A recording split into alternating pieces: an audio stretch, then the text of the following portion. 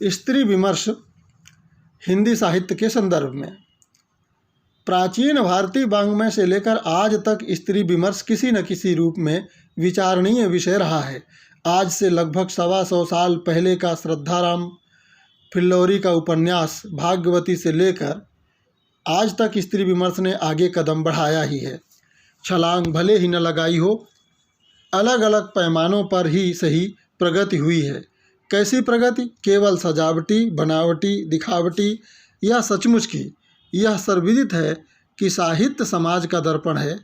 किसी भी रचनाकार की रचना में अपने समय काल, उस समय के प्रचलन सिद्धांतों का समावेश होता है। साहित्य समाज के यथार्थ का बोध कराता है।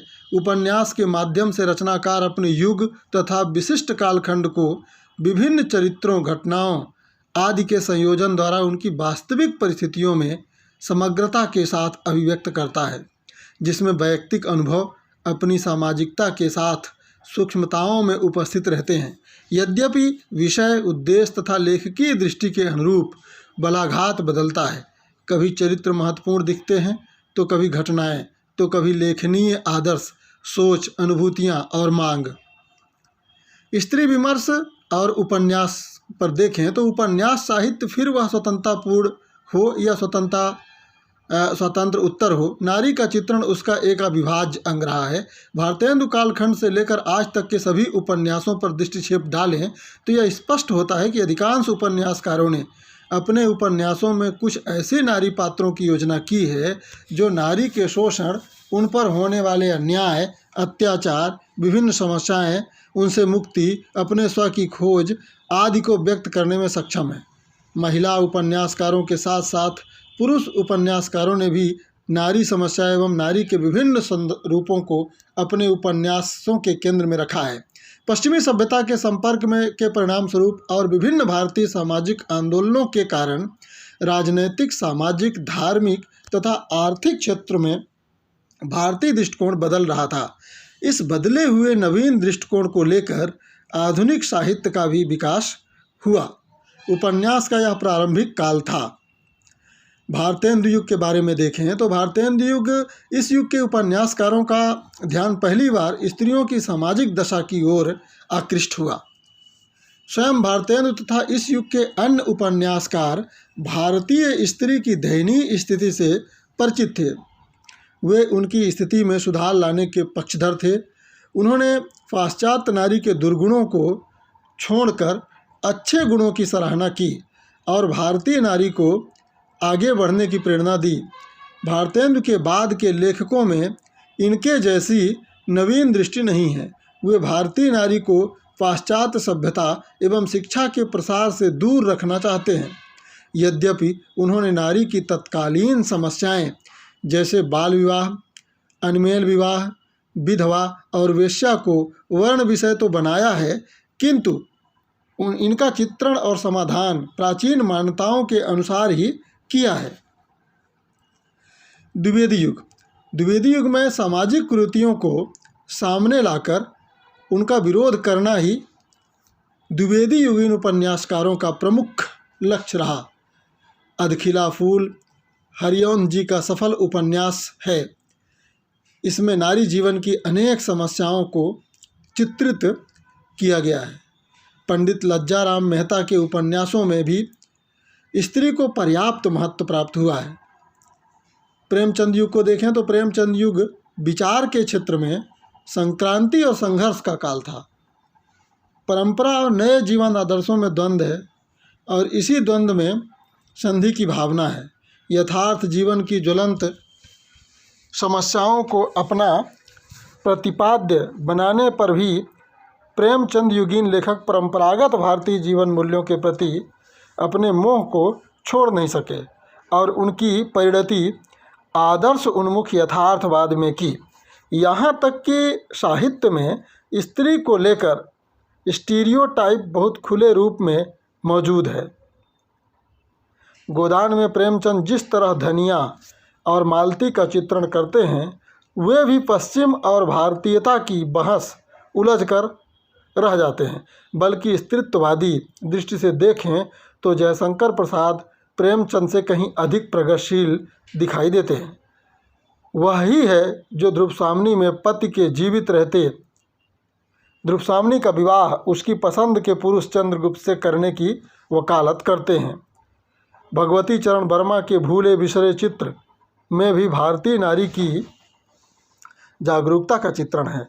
गंगा पढ़ी लिखी प्रगतिशील नारी है जो पति तथा ससुराल वालों के दुर्व्यवहार से रुष्ट होकर संबंध विच्छेद कर लेती है तथा नौकरी करके आत्मनिर्भर जीवन बिताना चाहती है। धीरे धीरे हिंदी उपन्यासों में नारी को सतीत्व और देवित्व के कटघरे से निकालकर मानव रूप में प्रतिष्ठित करने का प्रयास किया जाने लगा। प्रेमचंदोत्तर युग के जैनेन्द्र के उपन्यासों पर मनोविश्लेषण शास्त्र का व्यापक प्रभाव स्पष्टतः परिलक्षित होता है। प्रेमचंद ने जहाँ सामाजिक स्तर पर समस्याओं को उठाया है, वहीं जैनेन्द्र ने समस्याओं को वैयक्तिक व मानसिक उठाया है। उनके समस्त स्त्री पात्र मानसिक घात प्रतिघात में परिचालित होते से दिखते हैं। सुनीता, कल्याणी आदि सभी स्त्री पात्रों का अंतर्द्वंद चरम पर है। जैनेन्द्र अपने उपन्यासों में आंतरिक जगत का विश्लेषण करते हुए स्त्री की समस्याओं व उनकी अस्मिता को उपस्थित करते हैं। शेखर एक जीवनी अज्ञेय का प्रथम उपन्यास है जिसके 2 भाग हैं। इसमें शशि का चरित्र अत्यंत महत्वपूर्ण है। शेखर के व्यक्तित्व में वेदना और प्रेम का मुख्य सर्जक चरित्र है। शशि सबसे पहले अज्ञेय के नदी के द्वीप की रेखा प्रखर, तेजस्वी, अति बौद्धिक, उच्च शिक्षित और सक्रिय नारी चरित्र है। वह सही अर्थों में आधुनिक नारी है, सबल, समर्थ, संतुलित और संकल्प युक्त। फणीश्वरनाथ रेणु के मैला आंचल तथा परती परकथा इस युग के प्रसिद्ध आंचलिक उपन्यास हैं। मैला आंचल की कमली, लक्ष्मी आदि स्त्रियां अपनी इच्छा को महत्व देती हैं। रांगे राघव के कब तक पुकारूं की प्यारी और कजरी भी सशक्त स्त्रियां हैं। रामदरस मिश्र के बिना दरवाजे का मकान तथा भीष्म साहनी के बसंती में महरी का काम करने वाली स्त्रियों की संघर्ष कथा है। सुरेंद्र वर्मा के मुझे चांद चाहिए में एक कस्बे की लड़की एनएसडी में प्रवेश पाती है और अभिनेत्री बनती है। जैनेन्द्र का दर्शक स्त्री की सशक्तता का समर्थन करता है। त्यागपत्र की मृणाल जहां आत्म पीड़न की शिकार है, वहीं दर्शक की रंजना टूटती है। मनोहर श्याम जोशी के हमजाद में दिखाया गया है कि बाजारवाद के इस युग में स्त्री एक वस्तु मात्र बनकर रह गई है। राजकिशोर का उपन्यास तुम्हारा सुख स्त्री के प्रति पुरुष की सोच को उजागर करता है। इस युग में बड़ी संख्या में लेखिकाएं जैसे कृष्णा शोभती, मन्नू भंडारी, पद्मा सचदेव, मृदुला गर्ग, उषा प्रियंवदा, मृणाल पांडे, चित्रा मुदगल, मैत्रेयी पुष्पा, नासिरा शर्मा, प्रभा खेतान, गीतांजलि, श्री मनीषा, जयंती आदि महिला मुद्दों पर अपनी कलम चलाने लगती हैं। स्त्रियों संबंधी मुद्दों पर बहस होने लगती हैं। स्त्रियों की समस्याओं पर बहुत सी लेखिकाएं कलम चलाने लगती हैं। मृणाल पांडे, मृदुला गर्ग, कात्यायनी, अनामिका आदि की स्त्री विषयक पुस्तकें काफ़ी चर्चित होती हैं। स्त्री विषयों पर पुरुष लेखक भी लिखते हैं। अरविंद जैन की पुस्तक औरत होने की सज़ा के 8 संस्करण छपते हैं। उन्हीं की पुस्तक औरत, अस्तित्व और अस्मिता भी बेहद चर्चित रही। स्त्री सशक्तिकरण के जो भी प्रश्न समाज में प्रकट हो रहे हैं, साहित्य उनसे निरपेक्ष नहीं रह सकता। हर काल में स्त्रियों के बलीकरण के प्रश्न बदलते रहे हैं। आज स्त्रियां लिंग भेद, महिलाओं पर हिंसा को रोकना, निजी कानूनों में संशोधन, महिला स्वास्थ्य तथा आर्थिक दशा आदि में मुद्दे से जूझ रही हैं। स्त्रियों को समाज की अग्रगामी धारा से जोड़ने में महिला आंदोलन ने प्रमुख भूमिका निभाई है। आज साहित्य में भी महिला आंदोलन द्वारा उठाए गए मुद्दे प्रमुखता से उभर रहे हैं। यह एक अच्छी खबर है। लेखन के क्षेत्र में स्त्रियों का पदार्पण भले ही बाद में हुआ, किंतु उनकी सृजनशीलता अत्यंत प्राचीन है। जब वे साक्षर नहीं थीं, तब मौखिक रूप से उनकी रचनाएं पीढ़ी दर पीढ़ी चलती थी। लोकगीत इसका अप्रतिम उदाहरण है। लोकगीतों के आदि शोधकर्ता श्री राम नरेश त्रिपाठी ने गहरा अध्ययन करके यह निष्कर्ष निकाला है कि स्त्रियों के गीतों में पुरुषों का मिलाया हुआ एक शब्द भी नहीं है। स्त्री गीतों की सारी कीर्ति स्त्रियों के ही हिस्से की हैं। यह संभव हो सकता है कि एक एक गीत की रचना में 20 वर्ष और सैकड़ों मस्तिष्क लगे हों, पर मस्तिष्क थे स्त्रियों के ही, यह निर्विवाद है। आधुनिक हिंदी साहित्य में पिछले 2-3 दशकों से स्त्री लेखन में ज़्यादा उभार आया है, किंतु यह कड़ी महादेवी वर्मा के लेखन के साथ भी आरंभ हो गई थी। आज भी जब स्त्री लेखन में स्त्री जीवन और उसके समाज समस्याओं से जुड़ी बातों, स्त्री पुरुष संबंधों की तलाश की जाती है, तो महादेवी वर्मा की रचना श्रृंखला की कड़ियाँ नामक निबंध संग्रह का उल्लेख करना लाजमी हो जाता है। इन निबंधों में उनके द्वारा व्यक्त विचार वर्तमान स्त्री लेखन को एक रचनात्मक ऊर्जा प्रदान करते हैं। आज हमारी परिस्थिति कुछ और ही है। स्त्री न घर का अलंकार मात्र बनकर रहना चाहती है और न ही देवता की मूर्ति बनकर प्राण प्रतिष्ठा चाहती है। कारण वह जान गई है कि एक का अर्थ अन्न की शोभा बढ़ाना है तथा उपयोग न रहने पर फेंक दिया जाना है, तथा दूसरे का अभिप्राय दूर से उस पूजापे को देखते रहना है जिसे उसे न देकर उसी के नाम पर लोग बांट लेंगे। जीवन के हर क्षेत्र की तरह एक लंबे समय तक स्त्री साहित्य लेखन के क्षेत्र में भी अनुपस्थित रही है। पुनर्जागरण तथा स्वतंत्रता आंदोलन के दौर में यदा कदा यदि वह नजर आई भी तो अपनी विशिष्ट पहचान रेखांकित नहीं करा सकी, परंतु पिछले कुछ दशक से लेखन के क्षेत्र में महिलाओं की सशक्त भागीदारी बढ़ी है। स्वतंत्रोत्तर कालखंड में कई महिला रचनाकारों का समान रूप से योगदान प्राप्त होता रहा है। ऐसे उपन्यास हमें प्राप्त होते हैं जो मात्र नारी जीवन की विभिन्न परिस्थितियों को उद्घाटित करते हैं। प्रभा खेतान लिखती हैं कि ज़्यादातर लेखिकाएं आलोचना की आपाधापी में पीछे छूट गई हैं। स्त्री की अपनी संस्कृति है, इतिहास में इसे भिन्न माना जाता रहा, लेकिन इसे अलग पहचान नहीं दी गई। चूँकि अलग से स्त्री शक्ति की सत्ता नहीं थी, इसलिए सत्ता को अलग पहचान ही नहीं मिली। कृष्णा सोबती का उपन्यास सूरजमुखी अंधेरे के बचपन से बलात्कार पर हिंदी में ही नहीं अन्य भारतीय भाषाओं में भी शायद पहला और अकेला सशक्त उपन्यास है। यह उपन्यास 1972 में प्रकाशित हुआ था।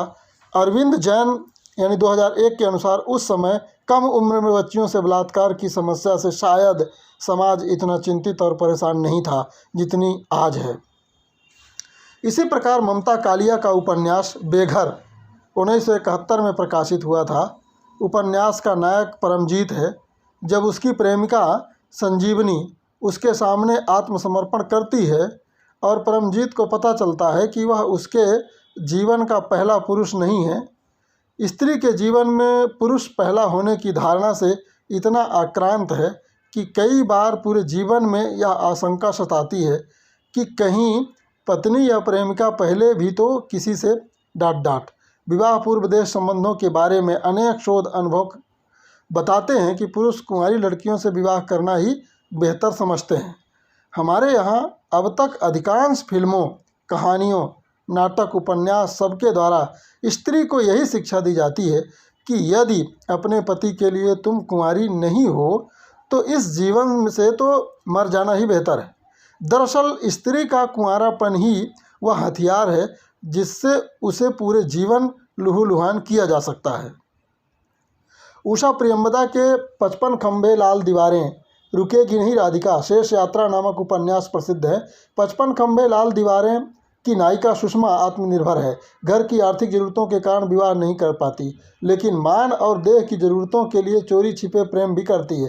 प्रभा खेतान का पीली आंधी संयुक्त परिवार के बसने, उजड़ने और टूटने बिखरने की विकास कथा है। इस प्रकार पिछले कुछ दशकों से महिला लेखन के क्षेत्र में बेहद तीव्रता आई है। मैत्रेयी पुष्पा के इदन्नम चाक, अलमा कबूतरी, नासिरा शर्मा का शालमली, मंजुल भगत का अनारो, मृदुला गर्ग का उसके हिस्से की धूप, बंसज, चितकोबरा, कठगुलाब, मैं, मनु भंडारी का आपका बंटी, 1 इंच मुस्कान राजेंद्र यादव के साथ, कृष्णा सोबती का जिंदगी नामा, डार से बिछुड़ी, मित्रों मरजानी, रानी सेठ का तत्सम, गीतांजलि जी का माई, क्षमा शर्मा का परछाई, अन्नपूर्णा स्त्री का समय, अलका सरावगी का शेष कादम्बरी, कली कथा, बाया पास अनामिका का 10 द्वारे का पिंजरा, इत्यादि लेखन, स्त्री लेखन के साथ ही साहित्य में इस पर वाद विवाद का प्रारंभ हो गया। राजेंद्र यादव के अनुसार हिंदी में स्त्रीत्ववाद पर जो भी काम हुआ है, खासकर लेखिकाओं ने जो जितना लिखा है, उक्त प्रसंग में अभी मर्दों द्वारा ही निर्धारित किया जाता है। आज भी हिंदी में स्त्रीत्ववाद विमर्श को लेकर कुल जमा 1 दर्जन किताबें नहीं मिल पाएंगी। अनेक लेखिकाएँ लिंगाधारित लेखन की सत्ता को मानती ही नहीं, पर शायद जानती भी नहीं। नई लेखिकाओं में स्त्रीत्ववाद को लेकर एक खुलापन नज़र आने लगा है, लेकिन अभी भी हिंदी का सारा स्पेस इतना पुल्लिंगवादी है कि औरत लेखिका होने के लिए मर्द रचनाकारों या आलोचकों की ओर देखती हैं। स्त्री लेखन को उनके अनुभव से जोड़कर देखा जाता है। डॉक्टर सुधा उपाध्याय कहती हैं कि जब कोई स्त्री रचनाकार बिना औरतपन के दबाव को महसूस करे पुरुष सत्ता को चुनौती देती है, तब वह अनुमान से नहीं, अनुभव से लड़ती है। पुरुष जब भी स्त्री यातना पर लिखता है, हमदर्द बनकर, स्त्री को सब्जेक्ट बनाकर उसकी पीड़ा का अनुमान भर लगाता है, परंतु जब स्त्री रचनाकार अपना दर्द बखानने के लिए कलम चलाती है तो उसे उसके दूरगामी परिणाम भोगने पड़ते हैं। ऐसा क्यों होता है कि जब कोई स्त्री रचनाकार वैयक्तिक अनुभवों की अभिव्यक्ति का जोखिम उठाती है तो कहानी की नायिका को रचनाकार से जोड़कर देखा जाता है। स्त्री रचनाकार अपनी निजात को दांव पर लगाकर समाज के उलाहनों का शिकार क्यों बनती है? खुला लिखने वाली स्त्री रचनाकार क्यों हर बार मानसिक हिंसा का शिकार होती है? इस संबंध में डॉक्टर शैल रस्तोगी कहती हैं, स्त्री उपन्यास लेखिकाओं ने अपने उपन्यासों द्वारा जो चित्र प्रस्तुत किए हैं वे बहुत अधिक प्रभावशाली और सजीव हैं। पुरुष नारी स्वभाव का केवल दृष्टा मात्र है। अनुभूत का अभाव होने के कारण उसके चित्र में वह तन्मयता नहीं आ सकती जो नारी के चरित्रों में आनी संभव है। राजेंद्र यादव कहते हैं कि मर्दों के लिए स्त्रीत्ववादी लेखन की विशिष्ट श्रेणी अभी तक मजाक, एक पहेली और अंततः अबूझ आफत है। अधिकतर पुरुषों की नज़र में महिला लेखन जड़, नीरस, भावुक, लिजलिजा, आत्मकेंद्रित रहा है। यानी पुरुषों के स्तर का नहीं, उनके लायक नहीं। साहित्य संसार से पुरुषों को स्त्रियों की ज़रूरत नहीं थी। यह तो महिलाएं ही हैं जो ज़बरदस्ती अपनी लेखकीय महत्वाकांक्षा से ग्रस्त मंच की ऊंचाइयों तक लपकने लगीं। कोई पारो थी, कोई सुनीता जो अपनी बात कहना चाहती थी मगर ठीक से कभी कह नहीं पाई। स्त्री लेखन पर यह आरोप लगाया जाता है कि यह सीमित यथार्थ को लेकर चलता है, यह 4 दीवारियों के बीच ही घुमड़ता रहता है। यह बात सच है, परंतु स्त्री के सीमित यथार्थ उसका अपना है। यही उसके अस्तित्व की सामाजिक सांस्कृतिक सच्चाई है। राजी सेठ के अनुसार यहाँ मूल प्रश्न लेखन के बीच के सीमित यथार्थ का न होकर स्त्री के अपने संसार, अपने परिवेश, अपनी स्थिति का है कि आखिर वह इतनी सीमित क्यों है और उतनी समाजोन्मुखी क्यों नहीं। रोज़मर्रा की जिंदगी, निजी घटनाओं का सटीक वर्णन जितना महिला लेखन में प्रस्तुत किया जा सकता है उतना पुरुष लेखन में नहीं, मगर पुरुष आलोचकों को स्त्री लेखन की विषय वस्तु बहुत ही सीमित लगती है।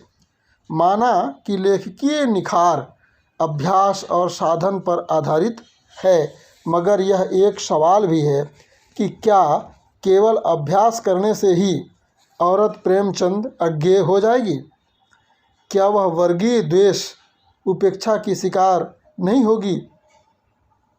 वास्तव में इस समय स्त्री का पहला संकट अपनी अस्मिता को पाने का संकट है, और जहाँ या जितना यह एहसास हाथ आया भी है वहाँ भी अस्वीकृत के दंश और प्रमाणित करने की चुनौती के साथ लेखन में सक्रिय स्त्री चाहे सामाजिक स्तर पर पूरे स्त्रीत्व का प्रतिनिधित्व करती है, परंतु उपलब्धि के स्तर पर वह सामान्य नारी की अपेक्षा अपनी अस्मिता के एहसास के ज़्यादा निकट है। अतः अपेक्षाकृत आत्मविश्वास भी इस एहसास का समर्थन पाने की भूमिका तैयार करना उसके जीवन संघर्ष का ही भाग नहीं, उसके लेखन संघर्ष का भी भाग है। कहने की आवश्यकता नहीं कि आज़ादी के बाद बदलते हुए परिदृश्य में स्त्री लेखन ने अपनी जो पहचान बनाई है, स्त्री विमर्श के मुद्दे प्रस्तुत किए हैं, वह पूर्ववर्ती लेखन में नहीं उभर सके थे। अपनी पूरी अहमियत के साथ विमर्श के केंद्र में आए।